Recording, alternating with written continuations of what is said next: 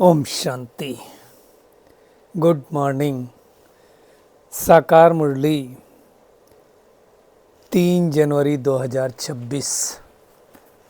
बाबा का मीठा मीठा लेटर हम मीठे मीठे बच्चों के मीठे मंथन के लिए। मंथन शुरू करने से पहले प्यार के सागर शिव बाबा की प्रेम भरी किरणों के नीचे बैठ जाते हैं और अनुभव करते हैं कि मैं प्रेम स्वरूप आत्मा हूँ, प्रेम के सागर की संतान हूँ। बाबा की प्रेम भरी किरणों के नीचे बैठ जाते हैं। आज की साकार मुरली में आप सभी दिव्य आत्माओं का बहुत बहुत स्वागत। आज बाबा ने ये बात उस समय की है जब साकार में ब्रह्मा बाबा थे, तो कई लोग इस बात पर मूझ जाते थे कि ये साकार बाबा बोल रहा है या ब्रह्मा बाबा मतलब शिव बाबा बोल रहा है, तो उसमें कई लोग मूझ जाते थे। तो आज बाबा ये कह रहा है कि उसमें मूझने की कोई आवश्यकता नहीं है। कई लोग समझ भी नहीं पाते और कई लोग ये डिफरेंस समझ जाते हैं, है ना। अब मैं आपको बताऊं खुद की अपनी बात, तो शुरू में तो मुझे समझ में नहीं आता था कि कौन बोलता है, बट जब परम आदरणीय रमेश भाई जी जो मुरली का चिंतन करते थे, जैसे बाबा आए उसके अगले दिन, उसके बाद मेरे को समझ में आने लगा कि ब्रह्मा बाबा अपनी बात कर रहे हैं या शिव बाबा कह रहे हैं। तो आज वही बाबा कहना चाहते हैं कि ये वाली बात अच्छी ब्रेन वाले समझ सकते हैं। वैसे तो इकट्ठे रहते हैं, नहीं समझ में आया तो भी क्या फ़र्क पड़ता है। रिस्पॉन्सिबल हर बात का तो शिव बाबा है, इसकी गहराई में बाबा गए हुए हैं। कई लोग तो इसमें मूझ जाते हैं और कई लोगों ने इसके चलते ही ज्ञान को छोड़ा भी है। और बाबा ने आज कैसे इस सृष्टि पर आकर के ज्ञान दिया है, और ये कोई ज्ञान परंपरा से चलती नहीं, तो इसके बारे में भी हम देखेंगे। और पूरे राजयोग के रहस्य को, सृष्टि के आदि मध्य अंत को भी बाबा ने समझाया है। और कन्याओं की आज बाबा ने भूर भूर महिमा की है, क्योंकि वो बंधन मुक्त है। तो कुमारियाँ क्या सोचती हैं इस बारे में ज़रूर बताएंगी, उसको भी हम देखेंगे। और निश्चय बुद्धि की फिर से बात आई है। एक्चुअली निश्चय बुद्धि कैसे किसे कहा जाएगा उसको हम देखेंगे, क्योंकि कई बार क्या होता है, हमें लगता है हम निश्चय बुद्धि हैं, लेकिन अंदर में एक्चुअल होता नहीं है ऐसा। निश्चय बुद्धि होंगे तो उसकी निशानी क्या होगी, संशय होगा तो उसकी निशानी क्या होगी, वो भी हम देखेंगे। और डिनास्टी तो 2 ही चलती हैं देखा जाए तो, मतलब लक्ष्मी नारायण की डिनास्टी और राम सीता की डिनास्टी। तो ये इसके बारे में बाबा ने समझाया है। और ब्रह्मा बाबा ने भी अपना अनुभव आज सुनाया है। उसको आप सुनेंगे तो आपको पता चलेगा कि ब्रह्मा बाबा कैसे बोलते थे। और हमें सेंसिबल बनना है। सेंसिबल किसको कहा जाएगा उसको हम देखेंगे। संपूर्ण पवित्रता की बात आई है। वो कौन कर सकता है जिसको अपना अनादि और आदि स्वरूप याद रहेगा, और परमात्मा दुआओं से अपनी झोली भरनी है। कैसे मिलेगी परमात्मा की दुआएं, वो भी हम देखेंगे।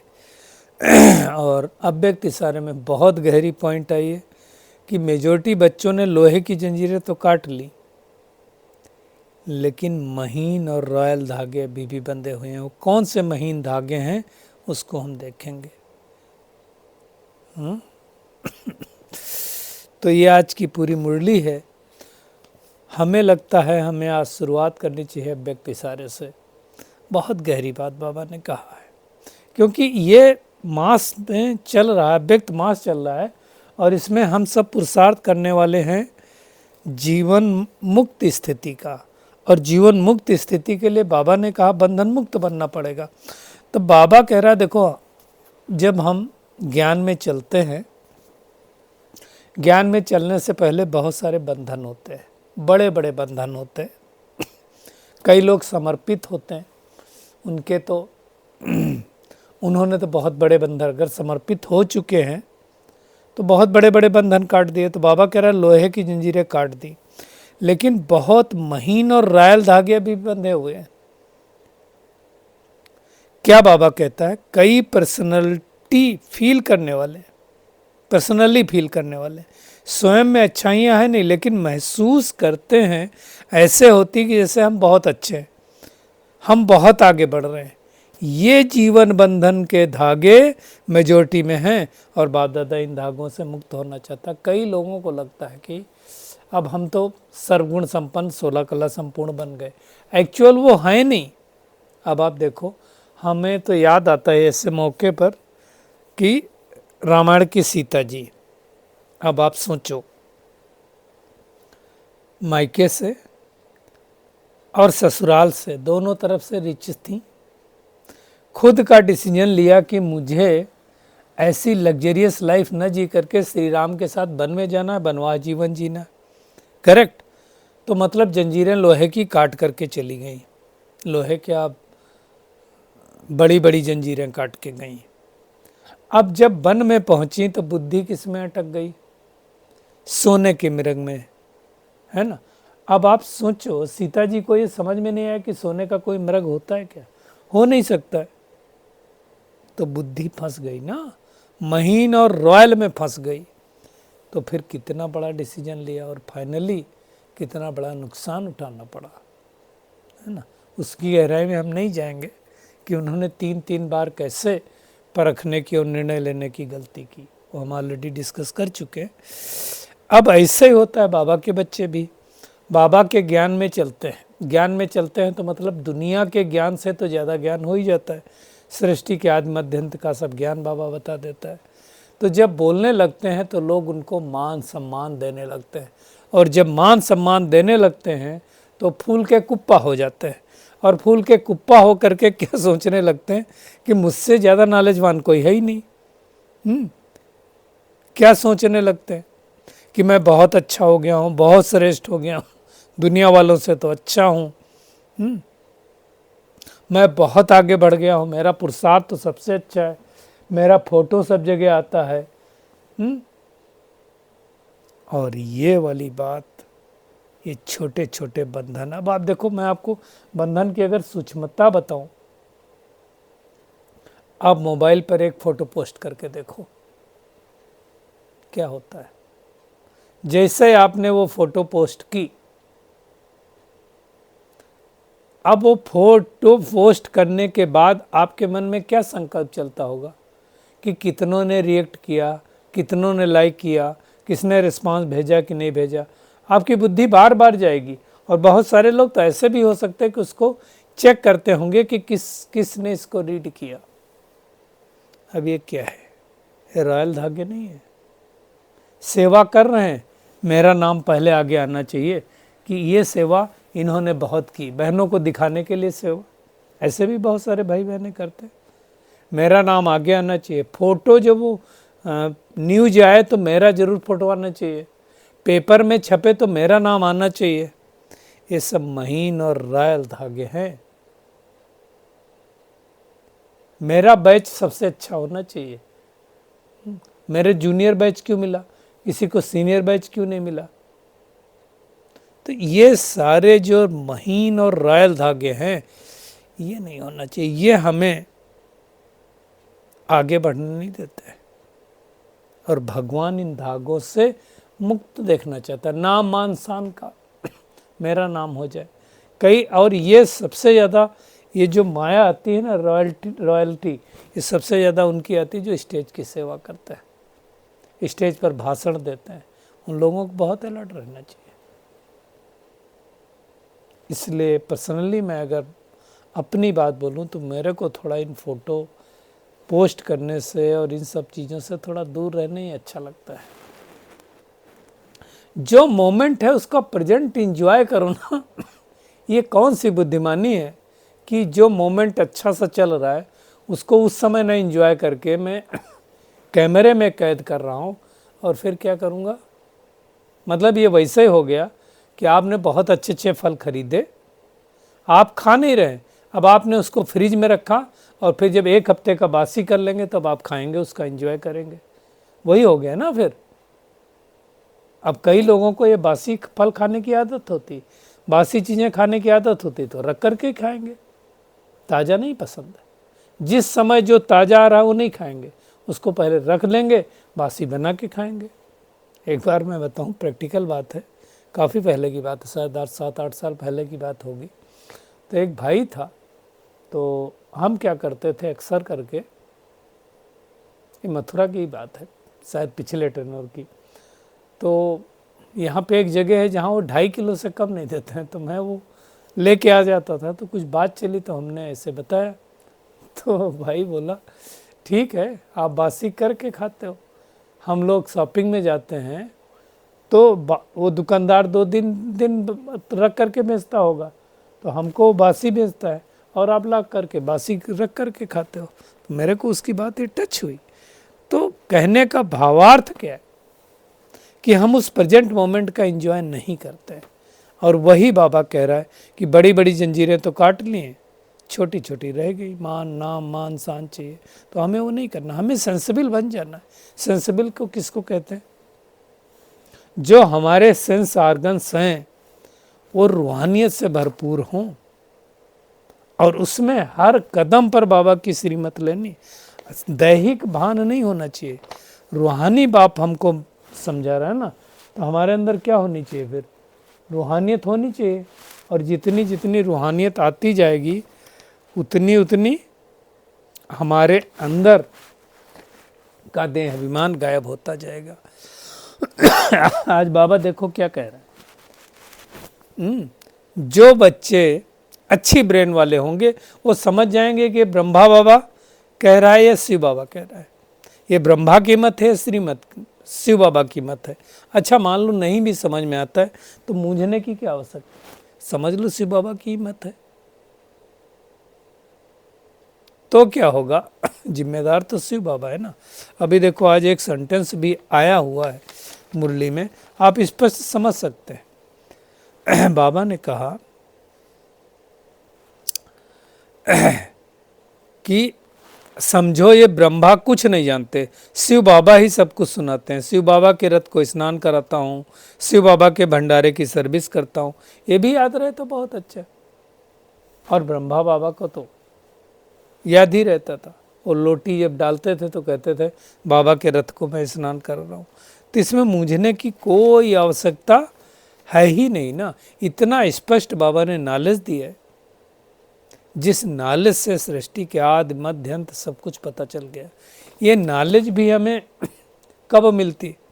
सतयुग में नहीं मिलती, त्रेता युग में नहीं मिलती, द्वापर युग में मिलती नहीं मिलती, कलयुग में लास्ट समय में मिलती है जब ये संगम युग आता है।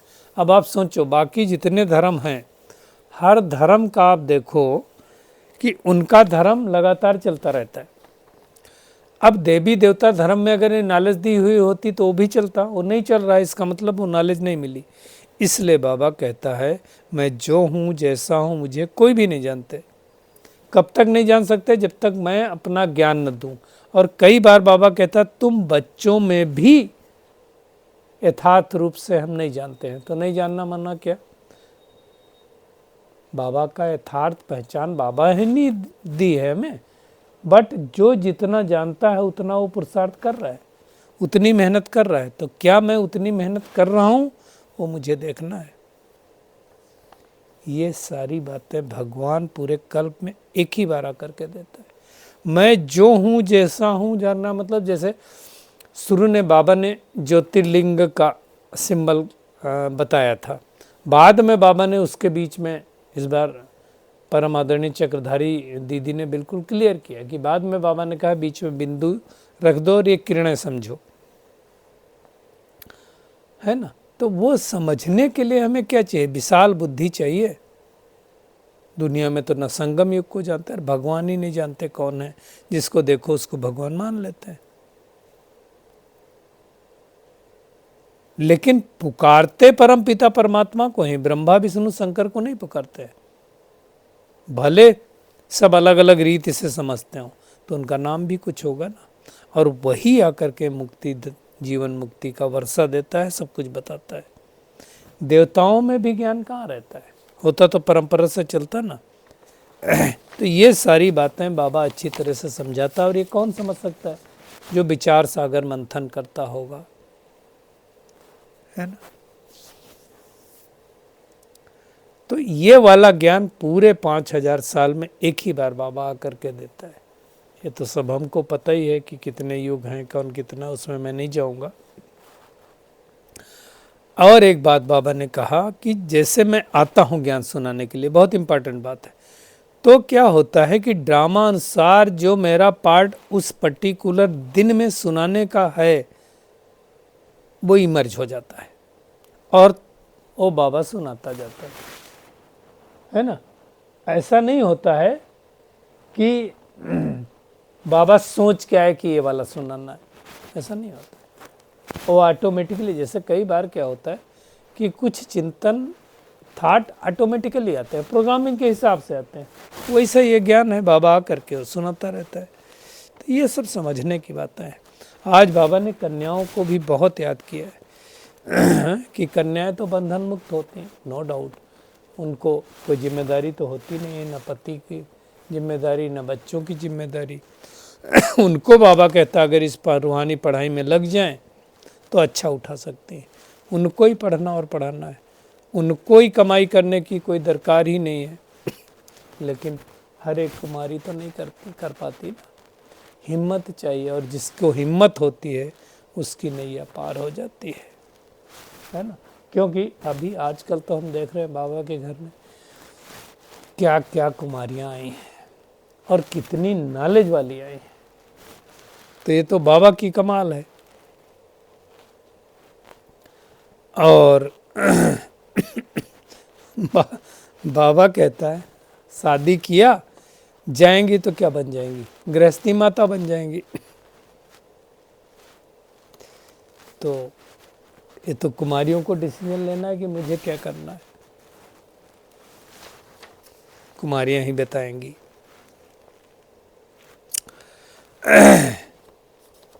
बाबा ने कहा अभी देखो, शिव बाबा और ब्रह्मा बाबा दोनों मुरली को समझाते हैं। बाबा कहता है कहाँ मिसअंडरस्टैंडिंग हो जाती है, तो मुरली भी अच्छी रीति से समझना है। एक ही चीज़ समझो ना कि चलो शिव बाबा ही सुना रहा है। अब आप इस मामले में माताएं नंबर आगे ले लेते हैं, क्योंकि माताएं कभी नहीं सोचती कि ये बाबा ने क्यों कहा। बाबा ने कह दिया बस मुझे करना है, इसमें क्या क्यों कब कैसे में वो अपनी बुद्धि चलाती नहीं, है ना। तो ये अच्छी तरह से समझना है।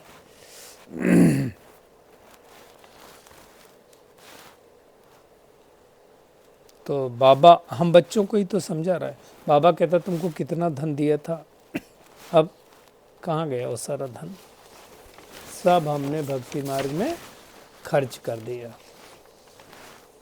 बाबा हिसाब मांग रहा है। तो सोचो भगवान का वर्षा कितना जबरदस्त था, हमने पहले गंवाया, अब वापस फिर से दे रहा है। कौड़ी तुल्य थे, हीरे तुल्य बनाया। हम क्या जवाब देंगे, बाबा जवाब मांग रहा है हमसे, किसको भी समझ में आएगा नहीं। अब हमें समझ में आया कि हम इतना कंगाल कैसे बने। तो बाबा ने समझाया ना, पहले तो हमें भी नहीं पता था, तो बाबा ने समझाया कि हम कंगाल कैसे थे। आज बाबा ने यह भी कहा कि लक्ष्मी नारायण का नाम राधे कृष्ण से जास्ती। कारण क्या, आप श्री कृष्ण की तो देखो ग्लानि की गई है, लक्ष्मी नारायण की कहीं ग्लानि नहीं है। लक्ष्मी नारायण के राज्य में कोई दैत्य नहीं बताते, लेकिन श्री कृष्ण के समय जरूर दिखाते हैं कि श्री कृष्ण के टाइम सूर्पनखा थी, अकासुर बकासुर थे। सारी बातें बाबा स्पष्ट रूप से समझा देता था। मुख्य बात है हमें संशय नहीं उठाना, अचल अडोल रहना है। आज के वरदान पे आते हैं, अपने अनादि आदि रियल रूप को रियलाइज करने वाले संपूर्ण पवित्र भाव। देखिए हमारे आदि और अनादि, अनादि मतलब परम धाम के, आदि मतलब सतयुग त्रेता के दोनों ओरिजिनल स्वरूप पवित्र हैं। अपवित्र कब हुए? जब से हम रावण की जेल में आए, अर्थात जो शूद्रों के संस्कार थे। और बाबा देखो क्या कह रहे हैं, शूद्रों की चीज ब्राह्मण यूज नहीं कर सकते। आप दुनिया में तो छूते तक नहीं थे, वो गलत था, मैं उसका समर्थन नहीं दे रहा हूं, लेकिन वो स्थूल रूप से करते थे। एक्चुअली कमी कमजोरियों की बात है। तो बाबा कहते हैं ऐसे टाइम संकल्प करो। कौन से संकल्प करो? कि मैं अनादि आदि रियल में पवित्र आत्मा हूँ। किसी को भी देखना है तो उसके ओरिजिनल स्वरूप को देखना है, उसके मूल स्वरूप को देखना है, उसके रियलिटी को रियलाइज करना है, तो हमको भी पवित्रता के गुण आ जाएंगे और हम एयर कंडीशन की टिकट के अधिकारी बन जाएंगे। तो ये हमें मेहनत करनी है। और परमात्म दुआओं से अपनी झोली अगर भरेंगे ना तो माया समीप नहीं आ सकती। देखिए जिनके पास दुआएं होती ना,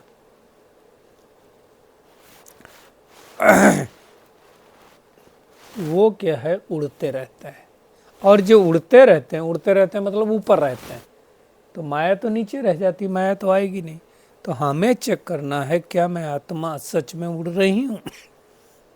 और उसके लिए परमात्मा दुआएं कैसे मिलेंगी?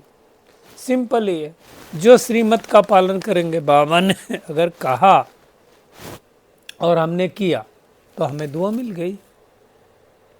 तो क्या मैं आत्मा रियल में परमात्मा ने जो कहा उसको फॉलो करती हूँ? यही मेहनत है, तभी तो हम दुआओं के पात्र बनेंगे। तो आज की पूरी मुरली में टेक होम यही है। एक तो हमें क्या है, इन बातों में ज़्यादा जाना नहीं कि ब्रह्मा की मत है, शिव बाबा की मत है ना। अगर आपको समझ है तो अच्छी बात है, समझें, बट बहुत ज़्यादा टू मच इसमें जाना नहीं है। और सेंसिबल बन करके सच्ची सेवा में लग जाना है। विचार सागर मंथन कर बाबा की हर समझानी पर अटेंशन देना है। पहले खुद धारण करना है ज्ञान को, फिर दूसरों को कराना है। और अपने अनादि आदि जो स्वरूप है उसको रियलाइज करना है। बार बार संकल्प करना है कि मैं पवित्र आत्मा हूँ, और दूसरे के भी पवित्र स्वरूप को ही देखना है। और परमात्मा दुआओं से अपनी झोली भरना है ताकि माया हमारे समीप ना आ सके।